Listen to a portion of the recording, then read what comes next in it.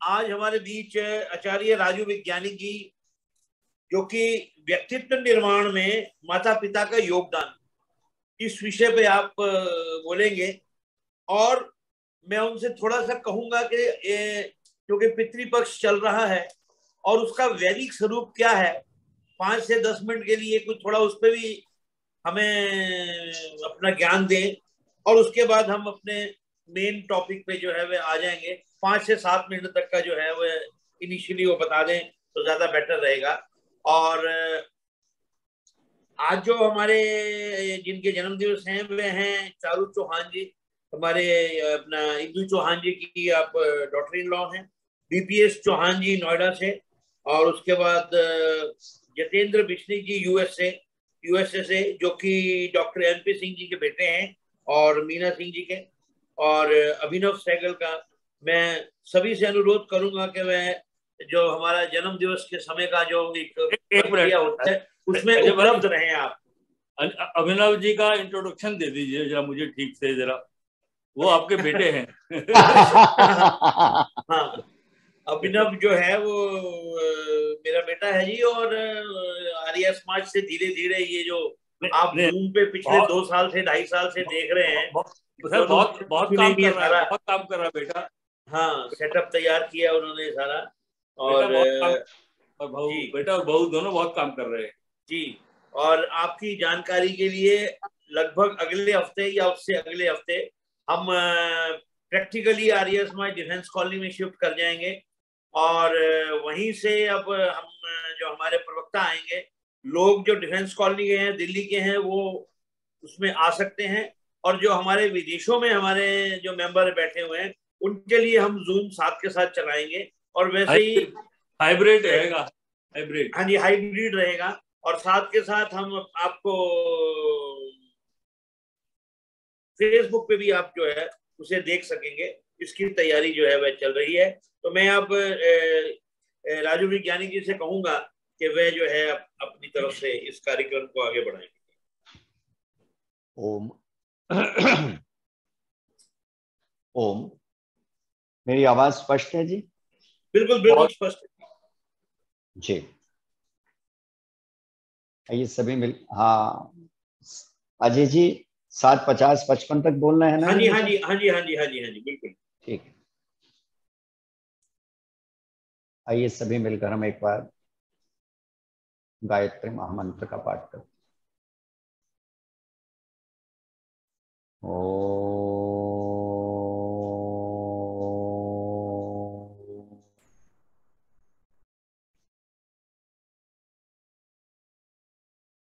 भोः भुवः स्वाहा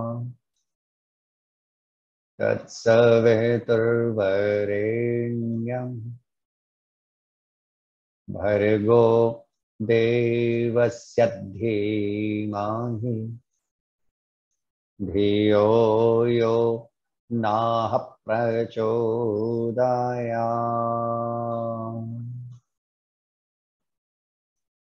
ॐ यतो यतो समीहसे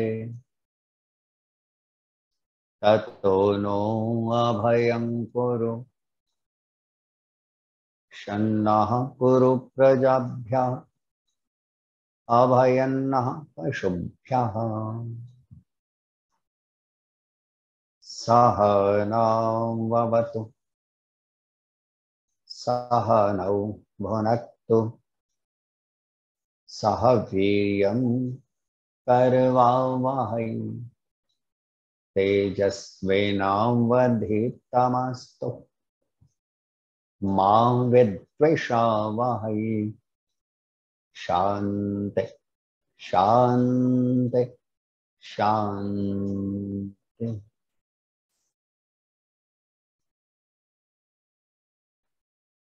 उपस्थित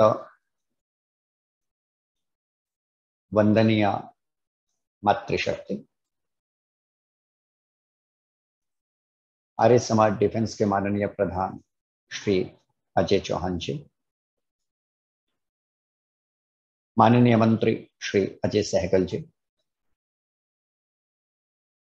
ऑनलाइन सत्संग में उपस्थित समस्त धर्माभिलाषी पुरुषों, नन्हे प्यारे बच्चों, पवित्र आत्माओं, परमेश्वर की असीम कृपा है, पुनः मानव तन का सदुपयोग करने हेतु हम सब सत्संग में उपस्थित हैं, एकत्रित हैं। और आज का जैसा मेरा विषय है, जिस पर संक्षेप में मैं आपके समक्ष कुछ कहने का प्रयत्न कर रहा हूं, वह विषय है मानव व्यक्तित्व निर्माण में माता पिता आचार्य अर्थात गुरुजनों की भूमिका। और जैसा कि अभी श्री अजय जी ने यह भी बताया, पितरपक्ष चल रहा है, उससे संबंधित भी कुछ वैदिक स्वरूप की चर्चा कर दी जाए, तो मैं इन दोनों बातों का ध्यान रखता हुआ आपके समक्ष कुछ कहने का प्रयत्न करूंगा। हमारे ऋषियों ने वेद के मत अनुसार मानव व्यक्तित्व के सर्वांगीण विकास की बात कही। ऋषिजन कहते हैं, वेद कहता है, शास्त्र कहते हैं कि अगर आपको जीवन के भीतर पूर्ण सुख को प्राप्त करना है तो उसके अनेक उपायों में से एक उपाय यह है कि आपका व्यक्तित्व पूर्णतः विकसित और संतुलित होना चाहिए। ये छोटा सा नियम बना लीजिए, यद्यपि छोटा सा लेकिन अत्यंत महत्वपूर्ण नियम। और नियम क्या? जिसका जितना व्यक्तित्व अखंडित होगा, संतुलित होगा, विकसित होगा, वह व्यक्ति जीवन में उतनी ही उन्नति को, प्रगति को, सुख को और आनंद को प्राप्त करेगा। और ठीक इसके विपरीत, जिस व्यक्ति का व्यक्तित्व खंडित होगा, असंतुलित होगा, समुचित रूप से विकसित नहीं हुआ होगा, ऐसा व्यक्ति जीवन में दुख, विषाद और अवनति को प्राप्त करेगा।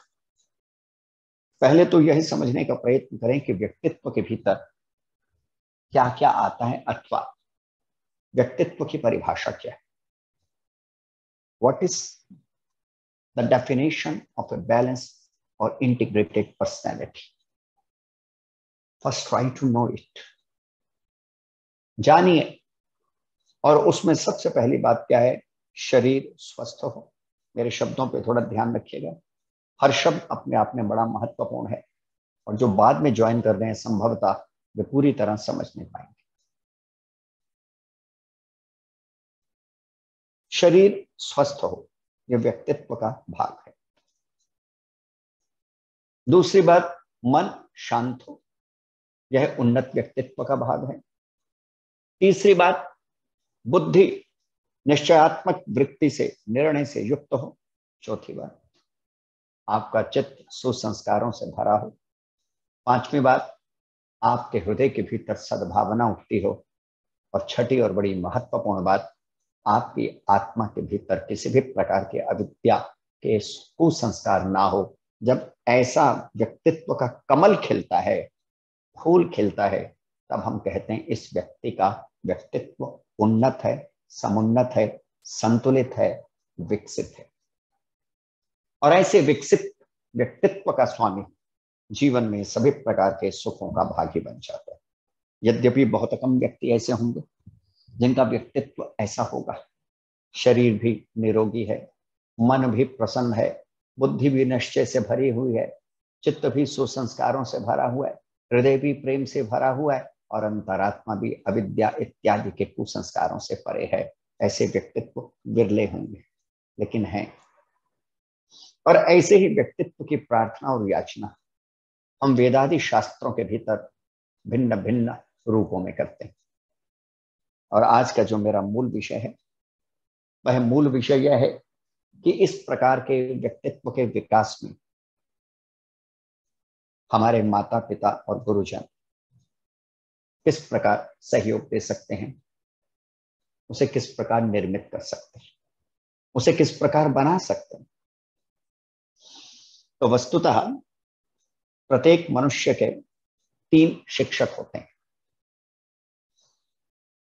इस बात को अच्छी तरह समझने का प्रयत्न कीजिएगा। पहले तो एक बात मैं आपके सामने निवेदन कर दूं, और वह यह है कि मनुष्य का जो भी ज्ञान है, जो भी नॉलेज है, उसमें से 99% ज्ञान नैमित्तिक है। नैमित्तिक ज्ञान किसे कहते हैं? नैमित्तिक ज्ञान उसे कहते हैं जो किसी निमित्त के द्वारा प्राप्त होता है। मनुष्य कुछ भी सीखता है तो पहले उसको वह लर्न करता है, पहले वो सीखता है। इसलिए तो विद्यालय बनाए हैं। और यहां पे यह ध्यान रखने योग्य बात है कि पशु का जो ज्ञान है वो स्वाभाविक है, इसलिए उसके ज्ञान में कोई विशेष बढ़ोतरी नहीं होती। लेकिन मनुष्य का ज्ञान नैमित्तिक है, वो बढ़ता भी है, वो घटता भी है, वो शुद्ध भी होता है, वो अशुद्ध भी होता है, वो ज्यादा भी होता है, वो कम भी होता है, वो गलत भी होता है, वो सही भी होता है, वो मिथ्या भी होता है। इसलिए मनुष्य के व्यक्तित्व निर्माण के लिए निमित्त की आवश्यकता पड़ती है। और वो 3 बड़े प्यारे निमित्त हैं, 3 बड़े सहायक गुरु हैं जो मनुष्य के निर्माण में बड़ा महत्वपूर्ण योगदान निभाते हैं। और वे 3 गुरु कौन कौन से हैं जो मनुष्य के निर्माण में बड़ा महत्वपूर्ण योगदान निभाते हैं? तो आर्य समाज के संस्थापक महर्षि दयानंद सरस्वती महाराज लिखते हैं वे 3 गुरुओं के बारे में। टाइटल यानी टॉपिक छोटा इसलिए था विस्तृत ना हो जाए, अन्यथा मनुष्य या मानव व्यक्तित्व के निर्माण में माता पिता और आचार्य की भूमिका, यह मूल विषय था। इसी से संबंधित पितर पक्ष भी चल रहा है, उसकी भी बात मैं आपके सामने करूंगा। तो सबसे पहली बात, महर्षि क्या लिखते हैं? सत्यार्थ प्रकाश के दूसरे समुल्लास में लिखते हैं। और सत्यार्थ प्रकाश के दूसरे समुल्लास में लिखते हैं, वस्तुतः जब 3 उत्तम शिक्षक, ये मेरे शब्द नहीं, महर्षि दयानंद सरस्वती महाराज के शब्द हैं, जब 3 उत्तम शिक्षक, पहली माँ, दूसरा पिता, तीसरा आचार्य होंगे, तब मनुष्य ज्ञानवान होता है, विद्वान होता है, धार्मिक होता है। और आगे चल के लिखते हैं, धन्य है वे माता पिता जिनके बालक और बालिकाएं धार्मिक, विद्वान और विदुषी हैं। अब यहाँ पे समझने का प्रयत्न कीजिएगा, मानव व्यक्तित्व के निर्माण में सबसे पहली भूमिका माँ की है, माता की है। अब फिर पुनः मन के भीतर प्रश्न उठता है कि माँ कहते किसे? माँ के महत्व को समझने की कोशिश कीजिए पहले, फिर मैं माँ की परिभाषा आपके सामने रखता हूं। हिंदी के एक बड़े प्रसिद्ध उपन्यासकार रहे, संभवतः आप में से भी कभी जो साहित्य प्रेमी होंगे उन्होंने पढ़ा होगा, नाम तो अवश्यमेव सुना होगा, और वह नाम है मुंशी प्रेमचंद। और मुंशी प्रेमचंद के साथ दुह संयोग कुछ ऐसा घटा कि जीवन के प्रारंभिक काल के भीतर ही उनकी मां उनको छोड़ के चली गई, मातृहीन हो गए, छोटी सी उम्र के भीतर मां से बिछो हो गया। इसलिए जब जब मैंने मुंशी प्रेमचंद जी को पढ़ा, उनके उपन्यासों को पढ़ा, मुझे हर जगह इस बात का अनुभव हुआ कि मुंशी प्रेमचंद कहीं ना कहीं अपनी मां की कमी को अनुभव करते थे, क्योंकि वो छोटी सी उम्र के भीतर उनका साथ छोड़ के चली गई। और एक उपन्यास के भीतर तो मुंशी प्रेमचंद यहां तक लिखते हैं, मां तो अपनी होनी चाहिए, 16 आने अपनी होनी चाहिए। और वे यहां तक लिखते हैं, यद्यपि अतिशयोक्ति में लिख रहे हैं, लेकिन यहां तक लिखते हैं, क्या लिखते हैं? पिता तो बच्चों के लिए फालतू चीज है, जैसे घोड़े के लिए चबेने और राजा के लिए शाही भोग, लेकिन मां तो अपनी होनी चाहिए, 16 आने अपनी होनी चाहिए। तो पूछिए उनसे जिनकी मां नहीं, किस प्रकार मां के वात्सल्य की कमी, मां के आशीर्वाद की कमी, मां के निस्वार्थ प्रेम की कमी वह अनुभव करते हैं। तो सबसे पहले वह गुरु जो बालक के व्यक्तित्व का निर्माण करती है, बालिका के व्यक्तित्व का निर्माण करती है, मनुष्य के व्यक्तित्व का निर्माण करती है, उसे अपने गर्भ के भीतर 9 महीने तक धारण करती है, संस्कार देती है, वह मां होती कैसी है? उस मां का अर्थ क्या होता है? तो हमारे शास्त्रकारों ने समझाया, माता निर्माता भवति। इस सूत्र का भी आप ध्यान रखिएगा, इस सूत्र का भी आप स्मरण रखिएगा। इसका अर्थ क्या होता है? मां वह है जो बालक के संस्कारों का निर्माण करे। अब यहाँ पे एक बात और समझ लीजिएगा, और समझने जैसी बात यह है कि माता पिता अथवा आचार्य जो अपने बच्चे के व्यक्तित्व का निर्माण कर सकते हैं, वे मूल में निर्माण संस्कार के द्वारा ही संभव है। इसलिए आर्य समाज के संस्थापक महर्षि दयानंद सरस्वती महाराज ने हम सबको संस्कारित करने के लिए 16 प्रकार के संस्कारों की व्यवस्था हमारे को दी कि इन 16 प्रकार के संस्कारों को अगर हम करेंगे तो हमारा व्यक्तित्व कुंदन हो जाएगा, बहुमूल्य हम हो जाएंगे, कोहिनूर जैसे हम हो जाएंगे। इसलिए माँ अगर जब भी बालक का निर्माण करेगी तो संस्कार के द्वारा निर्माण करेगी। इतिहास के भीतर बड़ी सुंदर सुंदर घटनाएं आती हैं। मैं एक आध घटना का उल्लेख आपके सामने करना चाहूंगा, लेकिन यहाँ पे पुनः एक प्रश्न मन के भीतर पैदा हो जाता है, और वह है कि कौन सी माँ अपने बालक के संस्कारों का निर्माण करेगी। इसका सीधा सा उत्तर है जिस माँ के स्वयं के संस्कार धार्मिकता से युक्त होंगे, जो स्वयं विदुषी होगी।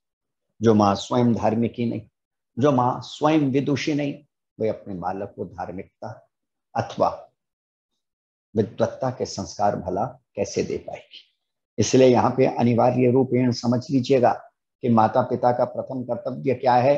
प्रथम कर्तव्य यह है कि वह स्वयं संस्कारित हों, पश्चात अपने बेटा और बेटी को संस्कारित करने का प्रयत्न करें। अगर माता पिता स्वयं संस्कारित नहीं है, उनके स्वयं व्यक्तित्व का निर्माण नहीं है, उनके जीवन के भीतर श्रेष्ठता नहीं है, तो वे अपने बालक को भी श्रेष्ठ नहीं बना सकते, वो अपनी बालिका को भी श्रेष्ठ नहीं बना सकते। इसलिए महर्षि दयानंद लिखते हैं, प्रशस्ता धार्मिकी माता विद्यते यस्य सह मातृणाम माता निर्माता भवति। क्या कहते हैं? प्रशस्ता धार्मिकी माता, माँ कैसी होनी चाहिए? प्रशस्त रूप से धार्मिक होनी चाहिए, उसके भीतर धार्मिकता के संस्कार होने चाहिए, उसके भीतर श्रेष्ठ संस्कार होने चाहिए। और ये नियम है, आप वही दे सकते हैं जो आपके पास है। इस नियम को अच्छी तरह समझ लीजिएगा। अगर आपके पास है नहीं जो वस्तु, वो आप दे भी नहीं सकते। कल्पना कीजिए, आप एक निर्धन दरिद्र भिक्षु के पास पहुंच जाए, भिखारी के पास पहुंच जाए, और भिखारी के पास जाके उसके सामने अपनी झोली को फैला दें और झोली को फैला के कहें, भिक्षान देही, मुझे भिक्षा दो, मुझे धन दो। बड़ी विपरीत सी स्थिति है, बड़ी विचित्र सी स्थिति। आप मांग किससे रहे हैं जिसके पास है नहीं? क्योंकि उस भिखारी के पास धन है नहीं, वो आपको दे नहीं सकता। जो होगा वही तो व्यक्ति देगा। ठीक इसी प्रकार अगर माता पिता के संस्कार स्वयं के होंगे तो वे अपने बच्चों को संस्कारित करेंगे। तो यहाँ पे ये बात समझ लीजिएगा, बालक और बालिका के निर्माण, व्यक्तित्व के निर्माण का सूत्र क्या है? पहले माता पिता को स्वयं के व्यक्तित्व का निर्माण करना पड़ेगा। स्वयं विदुषी होना होगा, स्वयं धार्मिक होना होगा माँ को, स्वयं संस्कारवान होना होगा माँ को, स्वयं चरित्रवान होना होगा माँ को। यद्यपि ये कठिन कार्य है और आज के वर्तमान परिस्थितियों के भीतर हम उठा के देखते हैं तो बड़े दुख के साथ कहना पड़ता है कि माता पिता के स्वयं के संस्कार नहीं है। और जब माता पिता के स्वयं के संस्कार नहीं है तो वे अपने बेटा और बेटी को किस प्रकार संस्कार दे के संस्कारित कर सकेंगे अथवा उनके व्यक्तित्व का निर्माण कर सकेंगे। तो वही जो धार्मिक माँ है वो कैसी होती है, वही जो संस्कारवान माँ है वो कैसी होती है? रामायण की छोटी सी घटना से मैं आपको समझाने का प्रयत्न करता हूं। पढ़ा है मैंने कि भगवान श्री राम को 14 वर्ष का वनवास हो गया, और आपने भी, कईयों ने स्वाध्याय के द्वारा पढ़ा होगा, कईयों ने सीरियल्स में देखा होगा, रामायण की कथा को देखा होगा। नहीं देखा तो देखने का प्रयत्न करें, पढ़ने की कोशिश करें, सुंदर सुंदर ग्रंथों को पढ़ने की कोशिश करें। माँ अपने संस्कारों को अगर निर्मित करना चाहती है तो उसका एक उपाय है, वो श्रेष्ठ ग्रंथों का, मोक्ष शास्त्रों का अध्ययन करे, स्वाध्याय करे, पढ़े, और उसमें से जो उसे सर्वोत्तम मिले वो अपने बच्चे को भी सिखाने का प्रयत्न करे। तो मैं रामायण पढ़ता था, श्री राम को 14 वर्ष का वनवास हुआ, और इतना तो आपको भी विदित है कि लक्ष्मण को वनवास नहीं हुआ। लक्ष्मण श्री राम के छोटे भाई हैं, उनको वनवास नहीं हुआ। सीता को भी वनवास नहीं हुआ, जानकी सीता को वनवास नहीं हुआ। लेकिन वह श्री राम की पत्नी हैं, अपने साथ जाने में, उनके साथ जाने में अपना सौभाग्य अनुभव करती हैं, किंतु लक्ष्मण बाध्य नहीं है वन जाने। लेकिन लक्ष्मण का एक सेवा का भाव है, एक प्रेम का भाव है, निश्चल प्रेम का भाव है श्री राम के प्रति, और वह जंगल में जाना अपना सौभाग्य अनुभव करते हैं। श्री राम मना भी कर रहे हैं कि वनवास मेरा है, 14 वर्षों के लिए मैं वन में रहूंगा, ऋषियों के शरण में रहूंगा, और 14 वर्ष मेरे भ्राता कब बीत जाएंगे पता भी नहीं चलेगा। तुम ऐसा करो, 14 वर्ष यहीं अयोध्या में रहकर माता पिता की सेवा करो, उनके आशीर्वाद लो। तो जानते हैं लक्ष्मण इन सभी तथ्य और तर्कों को नकारता हुआ एक ही बात कहता है, और वह क्या कहता है? मुझे आपसे प्रेम है, आपके चरणों में अनुरक्ति है, जहां आप रहेंगे वहीं मैं रहूंगा। मेरे लिए वही वन जहां पे आपका निवास है मेरे भ्राता, अयोध्या है। मैं आपको कदापि भी किसी भी परिस्थिति में छोड़ नहीं सकता। तब श्री राम ने कहा, अच्छा जब जाने के लिए तुम इतने तत्पर हो मेरे भ्राता, मेरे अनुज, तो जाओ माताओं का आशीर्वाद ले आओ। ये संस्कार है। अब आगे चल के देखिएगा, लक्ष्मण अपनी मां सुमित्रा का आशीर्वाद लेने पहुंचे, जो मेरा आज का मूल विषय है, थोड़ा चिंतन करके देखिएगा। सुमित्रा का आशीर्वाद लेने पहुंचे। अब सुमित्रा के सामने देखिए कैसी विचित्र सी स्थिति होगी। कहने को बहुत आसान है, लेकिन कल्पना करके देखिए, आप भी कल्पना करके देखिए, आप ही का बेटा या बेटी 1-2 वर्षों के लिए वन में जा रहे हो, वन को छोड़िए विदेश में जा रहे हो, तो माता पिता को कितनी पीड़ा होती है कि मेरा बच्चा मुझसे अलग होगा, कैसे रहेगा, क्या खाएगा, कैसे उसके वहां पे सारी की सारी व्यवस्था और अरेंजमेंट्स होंगे।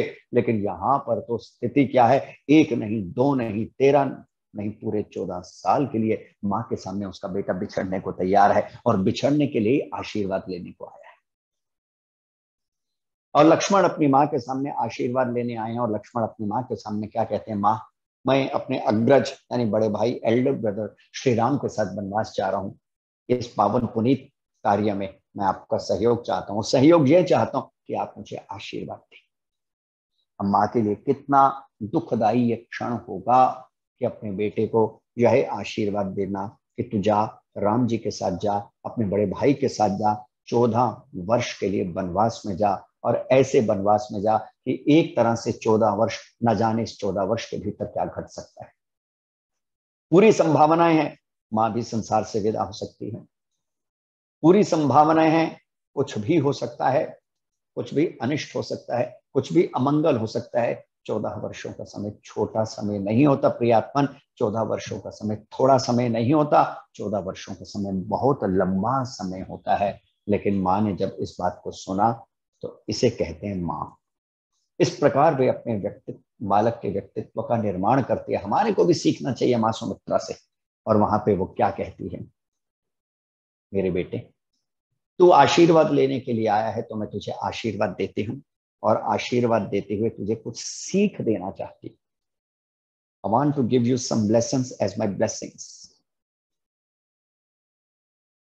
मैं अपने आशीर्वाद स्वरूप तुझे कुछ कहना चाहती हूँ, और तू मेरा बेटा है, बस तुझसे इतनी प्रार्थना कर रही हूँ, जो सीख मैं तुझे इस समय दे रही हूँ, जो संस्कार मैं इस समय तुझे दे रही हूँ मेरे पुत्र, उसका तू 14 वर्षों तक लगातार नियमित रूप से निर्बाध गति से श्रद्धापूर्ण भाव से पालन करियो। अब क्या आशीर्वाद दे रही है माँ? सबसे पहली बात क्या कहती है कि देख, जब तू जंगल में जाएगा 14 वर्ष के लिए, तो स्वाभाविक तुझे अपने पिता की याद आएगी, स्वाभाविक दशरथ की याद तुझे आएगी, जिनके वरदहस्त के तले तो पल के इतना बड़ा हुआ है, उनकी याद आना स्वाभाविक है। इसलिए जब तुझे दशरथ की याद आएगी तो तू क्या करेगा? लक्ष्मण ने पूछा, क्या करूं मां, आशीर्वाद दे। तब क्या कहा? रामम दशरथम विद्धि।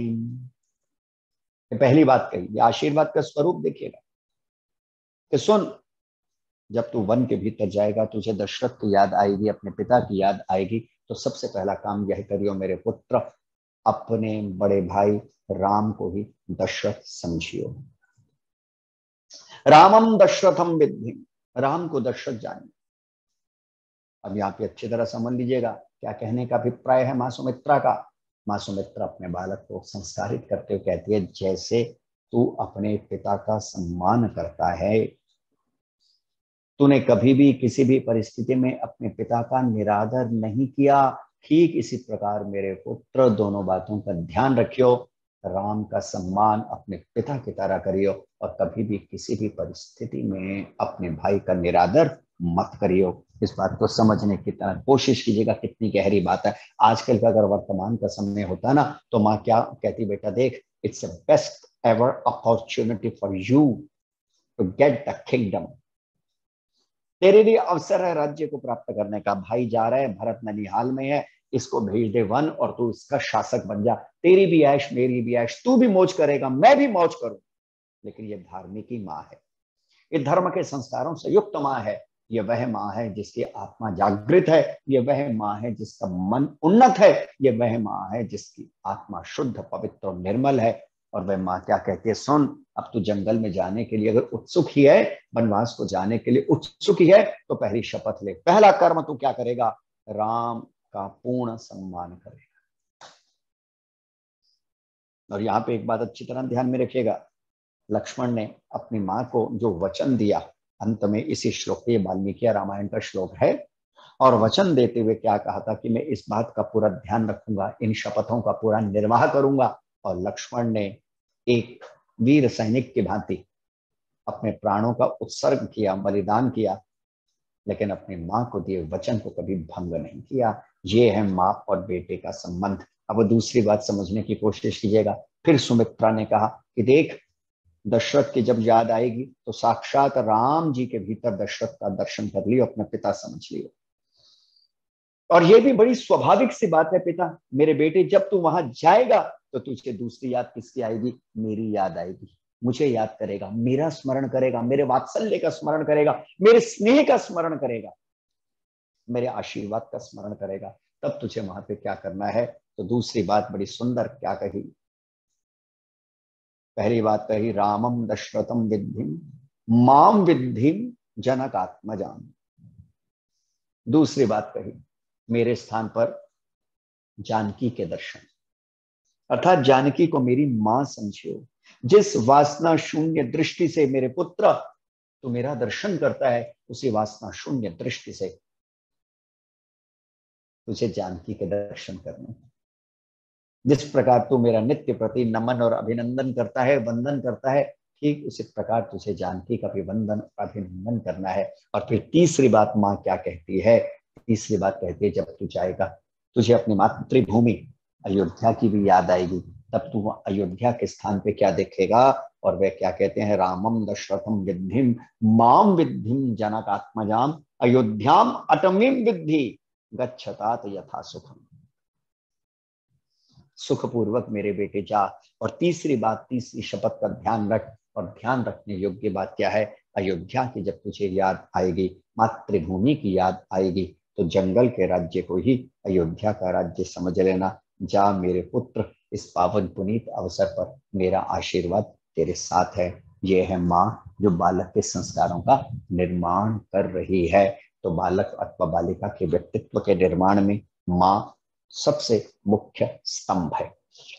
इस बात को यूं समझने का प्रयत्न कीजिएगा कि अगर व्यक्तित्व निर्मित करना है बालक अथवा बालिका का, बेटा या बेटी का, उसके तीन मुख्य स्तंभ है।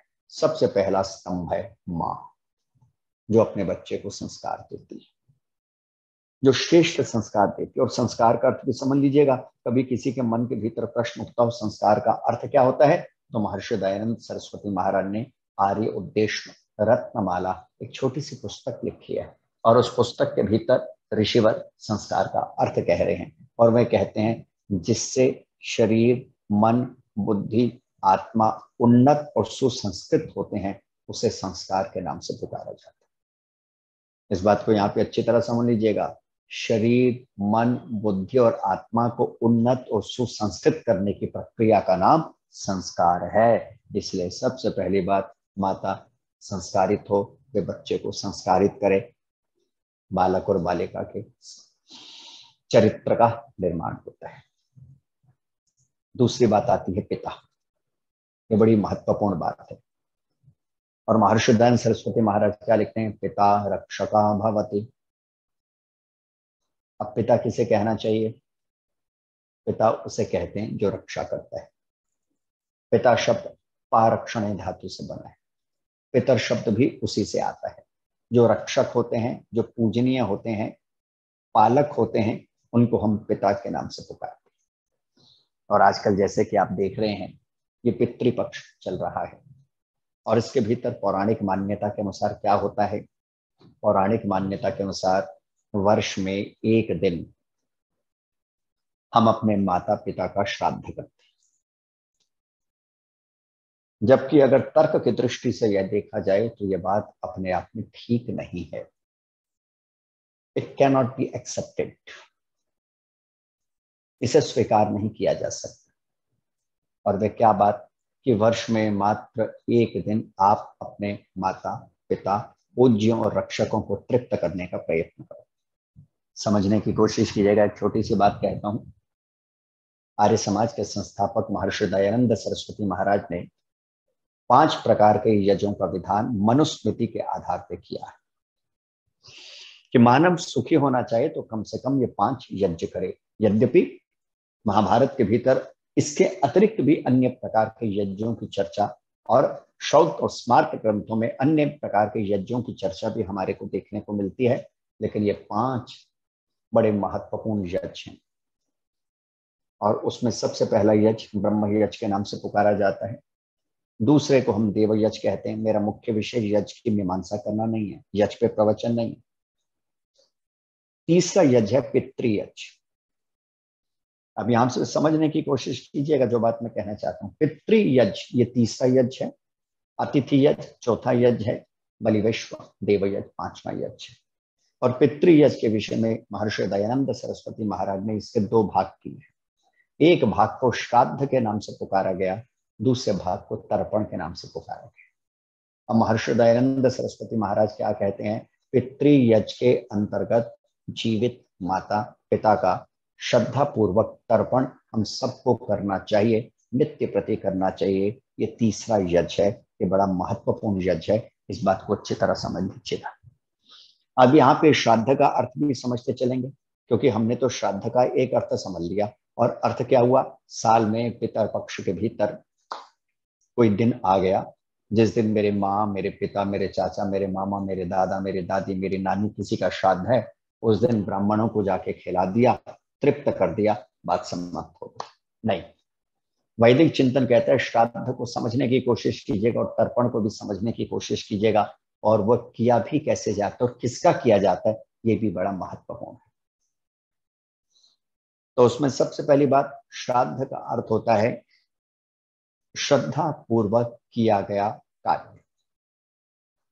जिस कार्य को आप श्रद्धा पूर्वक करते हैं वह श्राद्ध के अंतर्गत आता है।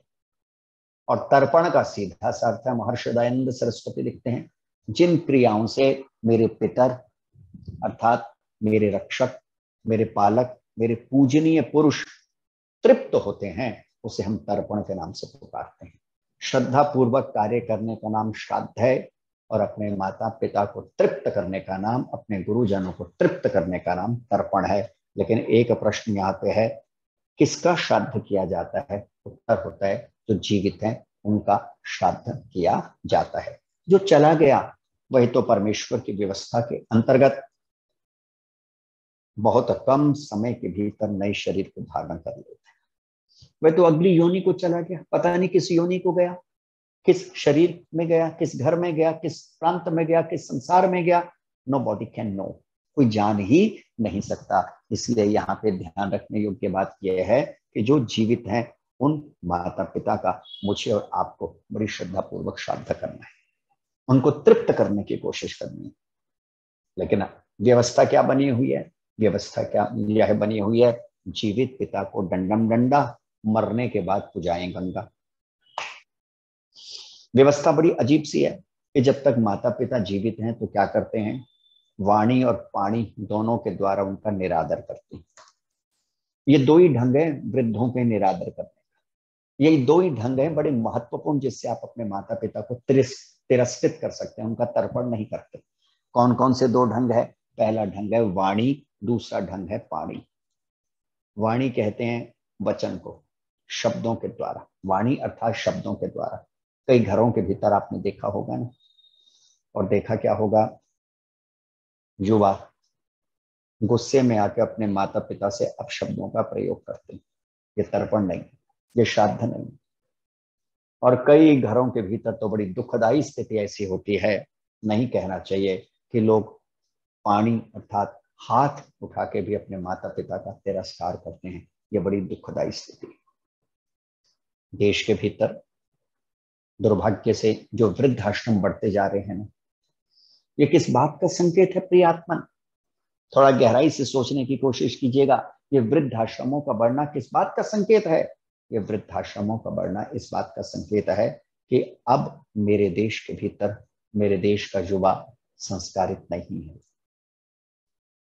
अब मेरे देश के भीतर मेरा देश का युवा धन कमाने के लिए तो पागलों की तरह दौड़ रहा है, लेकिन उसके भीतर संस्कार शून्यता बढ़ती जा रही है।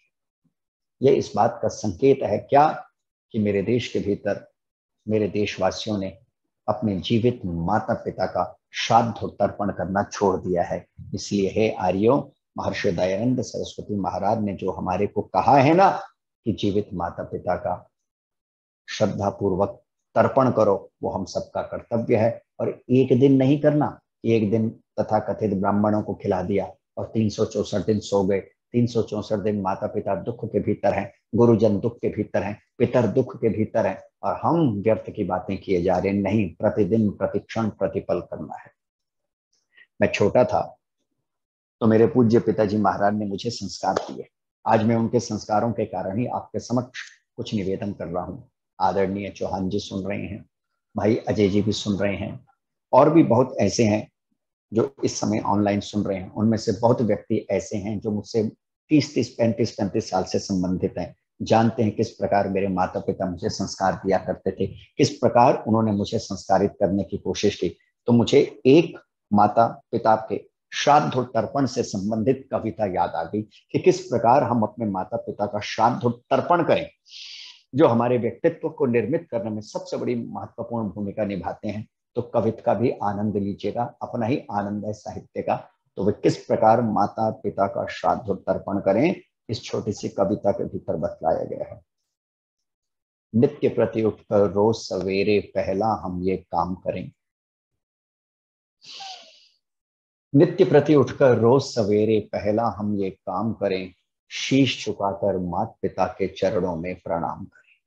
ये पहला हमारा धर्म है, और इस धर्म को प्रियात्मन पुनः कह दूं, 365 दिन निभाना है, 24 आवर्स निभाना है। पिता आपके संस्कारों का निर्माण कर रहा है। पिता का अर्थ ही आपकी रक्षा करने वाला। समझने की कोशिश कीजिएगा, माँ ने संस्कारों का एक फेंस लगा दिया, बीड़ा लगा दिया।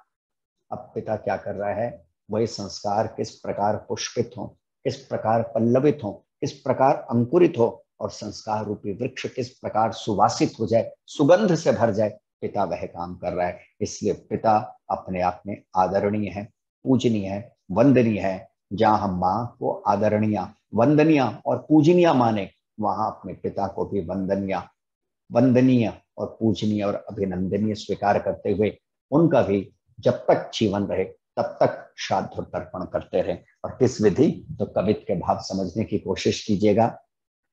नित्य प्रति उठकर रोज सवेरे पहला हम ये काम करें, शीश झुकाकर माता पिता के चरणों में प्रणाम करें। ये पहला कर्तव्य है। मनु भी कहते हैं, और मनु क्या लिखते हैं, अभिवादन शीलस्य नित्यम वृद्धोपसेविना चत्वारि तस्य वरधन्ते आयु विद्या यशो बलम। जो अपने माता पिता का श्रद्धा पूर्वक तर्पण करते हैं, मनुस्मृति के भीतर मनु जी महाराज घोषणा करते हैं, ऐसे व्यक्ति की 4 चीजें अहर्निश रूप से बढ़ती रहती है, अविरल रूप से बढ़ती रहती है, बढ़ती ही जाती हैं, कमी नहीं आती उनके भीतर। और संगति लगाएं, दूसरे अर्थों में कहना चाहें तो क्या, जो इन 4 चीजों को प्राप्त करना चाहें वो नित्य प्रति अपने माता पिता का श्राद्ध करे, तर्पण करे। क्या? बड़ों की सेवा के 4 फल, ऑलवेज रिमेंबर। ये कम से कम फलों को मनुस्मृति के भीतर मनु जी महाराज कह रहे हैं। बड़ों की सेवा के 4 फल, आयु, विद्या, यश और बल, इन चारों को प्राप्त करने की कोशिश करें। कैसे? कविता का आनंद लीजिए। नित्य प्रति उठकर रोज सवेरे पहला हम ये काम करें, शीश झुकाकर माता पिता के चरणों में प्रणाम करें। खूब प्रसन्नतम माता पिता देंगे शुभ आशीष तभी, जीवन होगा सफल हमारा, प्यार करेंगे लोग सभी। बड़ों का आदर करने में कौड़ी भी लगता दाम नहीं। इन शब्दों पे थोड़ा ध्यान रखिएगा, इतने महत्वपूर्ण शब्द हैं। बड़ों की सेवा करने जैसा और कोई शुभ काम नहीं। बड़ों की सेवा करने में लगता कोई दाम नहीं। बड़ों की सेवा करने जैसा और कोई शुभ काम नहीं। बड़ों की आज्ञा मान के वन में राम गए थे 14 साल। ये श्राद्ध किया भगवान श्री राम ने, मेरे पास समय नहीं अन्यथा बतलाता कैसे। बड़ों की आज्ञा मान के वन में राम गए थे 14 साल। घर घर उनकी पूजा होती बीत गए हैं लाखों साल। बड़ों की आज्ञा मान के जग में अमर हो गए श्रवण कुमार। ये श्राद्ध है श्रवण कुमार ने, जो अपने अंधे माता पिता को पूरे विश्व का एक तीर्थ करवा दिया। बड़ों की आज्ञा मान के जग में अमर हो गए श्रवण कुमार। चमक रहा आकाश के अंदर, देख रहा सारा संसार। इसलिए हम भी सदा बड़ों का आदर और सम्मान करें, उनके पद चिन्हों पर चलकर जीवन का कल्याण करें।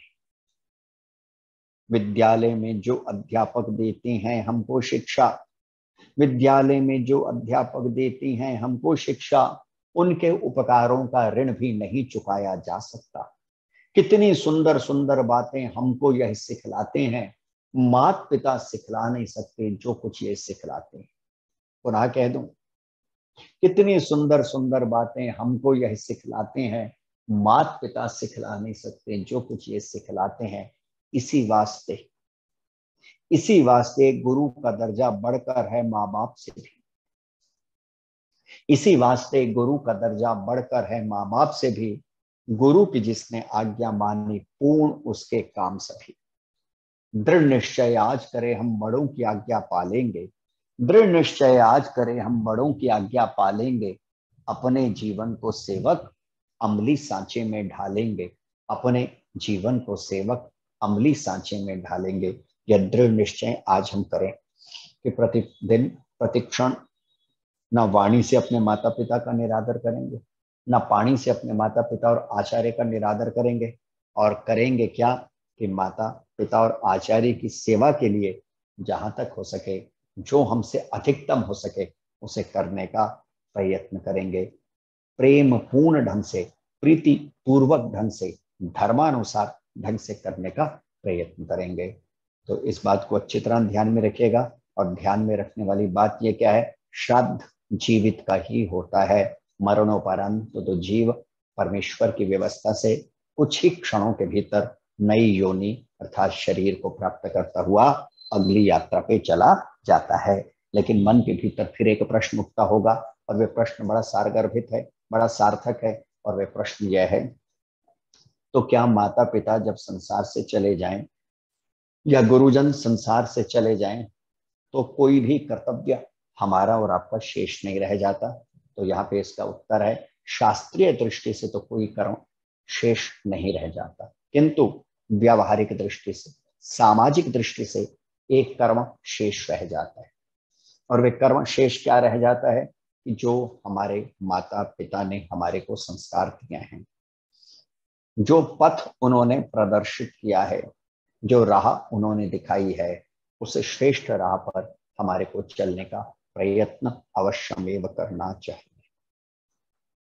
इसे मोटी भाषा में कहना चाहूं तो हम यह कह सकते हैं, जैसे माता पिता संसार से विदा हो गए, गुरुजन संसार से विदा हो गए, होंगे ही, ये शाश्वत सत्य है कि माँ भी संसार से विदा होगी, पिता भी संसार से विदा होगा, आचार्य भी संसार से विदा होगा। ये तो शाश्वत सत्य है, इसको बदला नहीं जा सकता। आज नहीं तो कल वे संसार से विदा हो ही जाएंगे। लेकिन अब मेरा और आपका क्या कर्तव्य है, जब तक जीवित हैं श्रद्धा पूर्वक, प्रीति पूर्वक उनकी सेवा करें, और जब वे चले जाएं तो उनके बताए उत्तम मार्गों पर चलने का प्रयत्न करें, अथवा उनके आधे अधूरे सपनों को पूरा करने की कोशिश करें। एक उदाहरण समझने का प्रयत्न करेंगे तो बहुत अच्छा हो जाएगा। और वह अच्छा ये हो जाएगा, मैं एक अपने प्रचारक मित्र को जानता हूं, और समय आने पर उस प्रचारक मित्र का मैं नाम भी लूंगा। यद्यपि वे प्रचारक नहीं है, लेकिन उनके पिता प्रचारक थे। अब ये श्राद्ध है, जरा विचार करके देखिएगा, जो आप सदा कर सकते हैं। आर्य समाज के दिग्गज प्रचारकों में से उनकी गिनती होती है। पूरा का पूरा जीवन उन्होंने आर्य समाज के प्रचार और प्रसार के लिए दे दिया। अब बेटा तो उनका प्रचार और प्रसार ना करता हुआ किसी सरकारी या प्राइवेट नौकरी के भीतर रहा, लेकिन उस बेटे ने एक संकल्प लिया। और संकल्प क्या लिया कि मेरे पिता जो ट्रैक्ट बांटा करते थे, छोटी छोटी पुस्तकें बांटा करते थे, उनकी पुस्तकें कुछ ऐसी हैं जो पब्लिश्ड नहीं हो सकी, प्रकाशित नहीं हो सकी, तो मैं अपनी कमाई में से उन पुस्तकों को प्रकाशित करने का प्रयत्न करूंगा। और यथाशक्ति उन्होंने उन पुस्तकों को प्रकाशित करने की कोशिश भी की, किया भी। ये क्या है, आपके माता पिता नहीं भी हैं, फिर भी आप अपने माता पिता का नित्य प्रति श्राद्ध कर रहे हैं, तर्पण कर रहे हैं। इस बात को अच्छी तरह ध्यान में रखिएगा। तो मैं आपके सामने निवेदन कर रहा था कि दूसरा गुरु जो बालक के व्यक्तित्व का निर्माण करता है, बालिका के व्यक्तित्व का निर्माण करता है, उसे हम पिता के नाम से पुकारते हैं। पिता का अर्थ है रक्षा करने वाला। माँ के द्वारा दिए गए संस्कारों की जो रक्षा करता है, जो देखता है कि कहीं मेरा बेटा गलत रास्ते पे तो नहीं जा रहा, कहीं मेरी बेटी गलत रास्ते पे तो नहीं जा रही। और अगर बेटा गलत रास्ते पे जा रहा है तो माता पिता फिर क्या करते हैं, उसे सावधान करते हैं। सावधान करना भी आपका धर्म है, सावधान करना भी आपका कर्तव्य है। अब अगली बात समझने की कोशिश कीजिएगा, क्योंकि समय बहुत सीमित होता है और सीमित समय के भीतर सारी बातें कहनी है। अगली बात समझने जैसी है, आचार्य। आचार्य किसे कहते हैं? तो हमारे ऋषियों ने उत्तर दिया, आचार्य मार्गदर्शकः भवति। माता निर्माता भवति, पिता रक्षकः भवति, आचार्य मार्गदर्शकः भवति। आचार्य उसे कहते हैं कौन? जो अपने शिष्य का मार्गदर्शन करता है, रहनुमा होता है। आचार्य मीन्स द गाइड, जो अपने बेटा या बेटी को, बालक और बालिका को रास्ता दिखाता है। समझने की कोशिश कीजिएगा कैसे। माँ ने संस्कार दिए, पिता ने उन संस्कारों की रक्षा की और आचार्य ने उन संस्कारों का संवर्धन किया, उनको बढ़ाया, उन श्रेष्ठ संस्कारों को बढ़ाया। ये व्यक्तित्व निर्माण में इन तीन गुरुओं का बड़ा महत्वपूर्ण योगदान रहा। समझ लीजिएगा, एक ने क्या किया, बीज बो दिया। बीज किसने बोया? माँ ने बोया, माँ रूपी देवी ने बीज बो दिया। दूसरे ने क्या किया? उस बीज को नष्ट होने से बचाया, बारिश से रक्षा की, धूप, अति धूप से रक्षा की, फ्रेंस लगा दिया। अब ये फ्रेंस किसने लगाया? दूसरे गुरु, जिसे हमने पिता के नाम से पुकारा, जिसे हमने रक्षक के नाम से पुकारा, उसने लगाया। अब तीसरा गुरु कौन सा है? आचार्य। अब वो आचार्य क्या करता है? वो देखता है कि माँ ने जो पौधा लगाया था, पिता ने जिस पौधे की रक्षा की, उस पर किस विधि अच्छे फल आ सकते हैं, वो इस बात का प्रयत्न करता है। और वह बच्चे को क्या करता है? सभी प्रकार के, आचार्य के दो बड़े प्रसिद्ध कार्य हैं, अथवा हर माता पिता के दो बड़े प्रसिद्ध कार्य होते हैं। और दूसरे अर्थों में कहना चाहूँ, अगर माता पिता इन दो प्रसिद्ध कार्यों को करें तो वह अपने बालक के व्यक्तित्व का सर्वांगीण विकास और निर्माण कर सकते हैं। कौन सी दो बातें हैं? पहली बात, वेद के शब्दों में दुरितों से रक्षा। अगर हर माता पिता आचार्य यह अपने बालक और बालिका का करे, क्या? दुरितों से रक्षा। और दूसरी, भद्रों का स्थापन। ये दोनों के दोनों कार्य माता पिता को करने पड़ते हैं और इसी का नाम संस्कार है। दुरितों से रक्षा और भद्रों के स्थापन करने का नाम ही संस्कार है। तो संस्कार वह मूल्यवान गुण है जो माता पिता आचार्य अपने बालक और बालिका को देकर उसके व्यक्तित्व को निर्मित कर सकते हैं, उसे श्रेष्ठ बना सकते हैं। लेकिन पुनः प्रश्न ये होगा, माँ कब संस्कार देगी, पिता कब संस्कार देगा, आचार्य कब संस्कार देगा? जब वह सभी के सभी स्वयं संस्कारवान होंगे। इसीलिए इंग्लिश की कहावत याद रखिएगा, चैरिटी बिगिंस एट होम। जो भी दान शुरू होगा वो आपके घर से होगा। तो मैं निवेदन करना चाहूंगा, माँ, आप जो सुन रहे हैं मेरी माताओं बहनों से, आप स्वयं संस्कारवान होने की कोशिश कीजिए, फिर बालकों को, बालिकाओं को संस्कार दीजिए। पिता, स्वयं संस्कारित होने की कोशिश कीजिए। आचार्य, स्वयं संस्कारित होने की कोशिश कीजिए, फिर आगे संस्कार दीजिए। लेकिन वर्तमान में हमारी स्थिति क्या है? मुझे एक छोटा सा व्यंग याद आता है। मैंने एक व्यंग कहीं पे पढ़ा था। हुआ कुछ ऐसा कि एक बार एक व्यक्ति दर्जी के पास एक कपड़ा लेके गया और दर्जी को जाके उसने कपड़े को दे दिया। दर्जी ने प्रश्न किया, क्या बनाऊं? पैंट बनाऊं, 3 पीस बनाऊं, सफारी सूट बनाऊं, कुर्ता बनाऊं, पजामा बनाऊं, क्या बनाऊं? उसने प्रश्न किया, क्या बनाऊं? तो जानते हैं उस आदमी ने क्या उत्तर दिया? जो तेरा दिल हो बना दे। दर्जी ने कहा, नहीं, ऐसा नहीं चलता, मेरे दिल की नहीं चलेगी, मेरी मनमानी नहीं चलेगी। आप बताओ, आप क्या बनवाना चाहते हो? पैंट, सफारी सूट, 3 पीस, क्या चाहते हो? उसने कहा, भाई बना दे। दर्जी ने फिर पूछा, भाई क्या बनाऊं? उसने फिर कहा, बना दे। दर्जी ने कहा, अच्छा ऐसा कर, 5 दिन बाद आइयो, ले जाइए। 5 दिन के बाद वो आदमी आया। दर्जी ने कहा, मैंने तुझे कपड़ा दिया था, कुछ बनाने को बनाया? उसने कहा, ले, पेंट बना दी। बड़ा वो गुस्से में आया। उसने कहा, मैंने तो तुझे पेंट बनाने को कहा ही नहीं था, मैं तो चाहता था इसकी तू एक शर्ट बना। तो जानते हैं दर्जी को भी गुस्सा आ गया और वे क्या कहता है, मैंने तुझसे 10 बार कम से कम पूछा क्या बनाऊं, लेकिन तू हर बार एक ही बात बोल रहा था, बना दे बना दे बना दे। तो जो मेरा दिल आया वो मैंने बना दिया। व्यंग बड़ा सार्थक है, समझने की कोशिश कीजिएगा। हम भी ऐसे करते हैं, विद्यालय में, स्कूल्स में जाके अपने बच्चे को गुरुजन यानी आचार्य के हाथ सौंप देते हैं और कोई माता पिता नहीं कहता क्या बनाना है। ना आजकल के समय में आचार्य पूछता क्या बनाना है, बस जो जिसके दिल में आता है वो बनाया जा रहा है। लेकिन एक बात मैं आपके सामने कहना चाहूंगा, इसे कह के मैं अपनी वाणी को विराम दे दूंगा। एक बड़े हिंदी के कवि ने बड़ा सुंदर लिखा है, वो लिखते हैं, तुम न संसार को शमशान बनाना सीखो, तुम न संसार को शमशान बनाना सीखो, बल्कि अभिशाप को वरदान बनाना सीखो। ठहरो विज्ञान को भगवान समझने वालों, पहले इंसान को इंसान बनाना सीखो, पहले इंसान को इंसान बनाना सीखो। निश्चित रूप से संस्कार पहले मनुष्य को मनुष्य बनाएंगे और जो जितना संस्कारित होगा उसका व्यक्तित्व उतना उन्नत होगा और जितना व्यक्तित्व उन्नत होगा जीवन में उतना ही सुख मुझे और आपको प्राप्त होगा। आज इतना ही। आपने मेरी बातों को बड़ी शांति से सुना है, इसके लिए मैं आपका धन्यवाद करता हूँ। ओम शांति शांति शांति। आचार्य का बहुत बहुत धन्यवाद। बहुत अच्छे प्रवचन, बहुत अच्छे। मातृ देवो भव, पितृ देवो भव और आचार्य देवो भव की जो व्याख्या आपने की है वह अपने आप में बहुत ही सुंदर और सरल थी और समय अनुसार थी। मुझे पूरी आशा है कि आप सभी को ये अच्छा लगा होगा।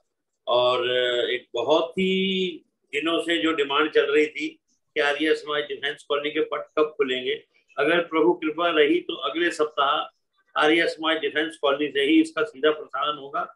और जो लोग वहां खुद आना चाहें, जैसे कि वो पहले आ रहे थे वैसे वो आएंगे और उसी प्रकार का जो बढ़िया हमारा प्रसाद होता है सबसे, वो प्रसाद भी आपको वैसा यही मिलेगा।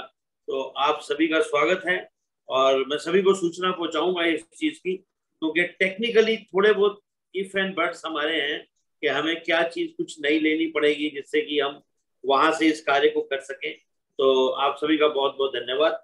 अब मैं चाहूंगा कि चारू चौहान जी को जो है वह स्क्रीन पे लिया जाए, बीपीएस चौहान जी को स्क्रीन पे लिया जाए और जयेंद्र भिक्षिकनी जी यूएसए में है, उस समय के कारण इस टाइम उपलब्ध नहीं होंगे, लेकिन उनके पिता जो हैं डॉक्टर एमपी सिंह जी वो हमारे बीच में हैं। मैं कहूंगा कि उनको सबको लिया जाए और हमारे पंडित जी हैं रामचंद्र जी, वे उपलब्ध हैं हमारे पास जी। डॉक्टर एमपी सिंह जी अलीगढ़ से हैं और हमारे पंडित जी भी अलीगढ़ से ही हैं। धन्यवाद। हाँ जी, बहुत अच्छा अभिनव जी। जी हाँ जी, महेंद्र जी आ गए, डॉक्टर महेंद्र जी। अभिनव जी नहीं क्या? अभिनव जी वो उल्टी साइड में बैठा हुआ है जी, उसकी स्क्रीन की वो आ जाएंगे। अच्छा, कुछ कीजिए। चौहान जी भी आ गए, चारू चौहान जी देखिएगा जरा। हाँ, अभिनव आ गए हैं, अभिनव आ गए हैं। आ गए, हाँ जी हाँ जी हाँ जी, चारू जी आ गई हैं। नहीं हो नहीं सकता। कौन था? अभी चारों जी तो हैं। हो सकता है बाहर हो, उनको ले लो, जीजी को ले लो, इंदु अच्छा चौहान जी को ले जी लो। बोलते हैं। हाँ सेट कर जी ठीक है जी। ठीक है हाँ ठीक बस सब ठीक है, अब शुरू नमस्ते जी। कीजिए। चलिए। हाँ जी आचार्य जी, अब आप अपनी आइए अपनी हाँ जी। आइए, हमारे जन्म दिवस मना रहे बहुत ही यशस्वी और श्रद्धावान व्यक्तित्व के धनी महानुभाव जिनका हम जन्म दिवस मना रहे हैं। और कहीं न कहीं जैसा कि आचार्य जी बोल रहे थे कि आपके माता पिता का आशीर्वाद है कि आप वेदों की विधाओं से जुड़े हुए हैं और वेद मंत्रों के द्वारा हम सारे मिलकर के आपकी शतायु के लिए, लॉन्ग लाइफ के लिए और अच्छी हेल्थ के लिए कामना कर रहे हैं। आपके पारिवारिक जीवन की सुख समृद्धि की याचना कर रहे हैं। ये दिवस निश्चित रूप से आपके जीवन में उन्नति, प्रगति और यश और नवोल्लास सदा देता रहे, ऐसी कामना कर रहे हैं वेद मंत्रों के द्वारा, जो प्रभु की शाश्वत वाणी है, जिसका सुनना ही अपने आप में अनेकों प्रकार के आनंद का अभिवर्धन करता है। तो उस वाणी के द्वारा आपकी शतायु की, आपकी अच्छी हेल्थ की कामना करते हुए, हैप्पीनेस की कामना करते हुए,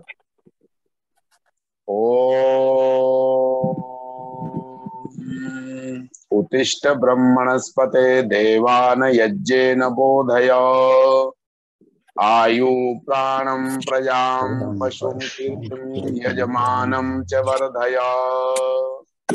ओम इंद्र श्रेष्ठानि द्रविणानि देहि चित्तिं दक्षस्य सुभगत्वमस्मे कोशं वैणामरिष्टिं तनूनां स्वादमानं वाचा सुदिनत्वमन्नाम्।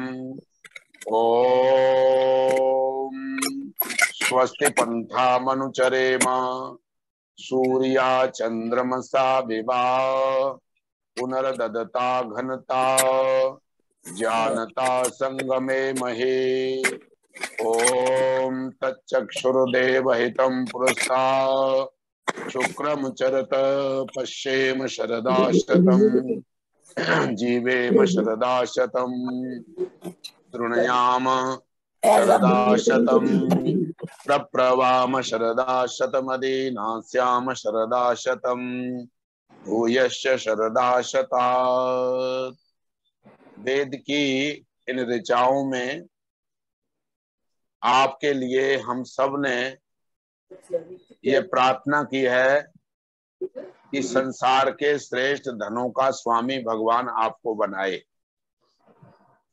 जो संस्कार अपने माता पिता गुरुओं से लिए हैं, उन अच्छे संस्कारों को अपने जीवन में आप बढ़ाते रहें, आगे प्रेषित करते रहें बच्चों के जीवन में, और भगवान की पावन कृपा से आपका पथ सुपथ हो, जिस पर किंचित प्रकार का कोई भय, कोई परेशानी न हो, और आप लॉन्ग लाइफ तक सारे जीवन में निरोग, स्वस्थ, प्रसन्नचित रहते हुए इंद्रियों की दृष्टि से, मन की दृष्टि से, चिंतन की दृष्टि से आपका जीवन अच्छा सुनता हुआ, अच्छा सोचता हुआ, अच्छा चिंतन करता हुआ, इंडिपेंडेंट रहता हुआ जीवन यावत आप हर दिन अच्छे स्वास्थ्य को प्राप्त होते रहें।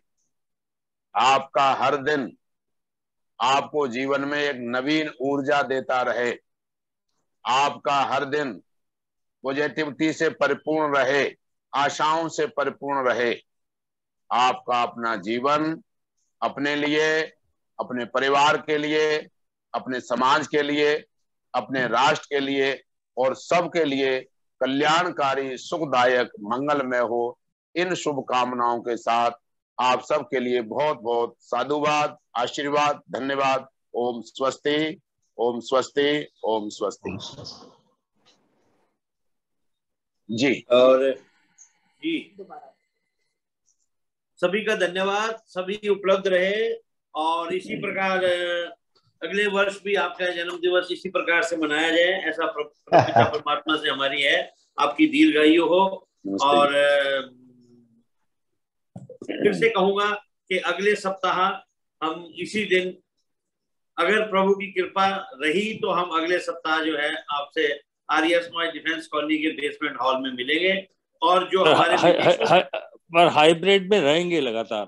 हाँ जी, हाँ जी। और जो विदेशों में हमारे विदेशों में या शहर के अंदर ही, मतलब लखनऊ, कानपुर, अलीगढ़, हाँ जी, पूरे भारत में कहीं पे भी, हाँ पूरे भारत में कहीं पे भी जो हैं उन सबके लिए वो व्यवस्था अगर वो बैठ गई ठीक से हमारी, तो उससे मैं चाहूंगा कि वो सचिन जी अगर बात करना चाहें तो वो 1 मिनट के लिए कर सकते हैं।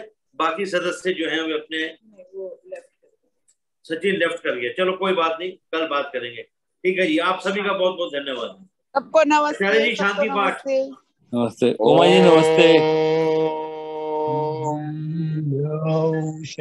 देव शांतिरंतरिक्षम शांतिः पृथ्वी शांतिः आपाः शांतिः रोषधया शांतिः वनस्पतया शांतिर्विश्वे देवाः शांतिः ब्रह्म शांतिः सर्वं शांतिः शांतिरेव शांतिः सामा शांतिरेधि। ओम शांतिः शांतिः शांतिः। सबको सादर नमस्ते जी।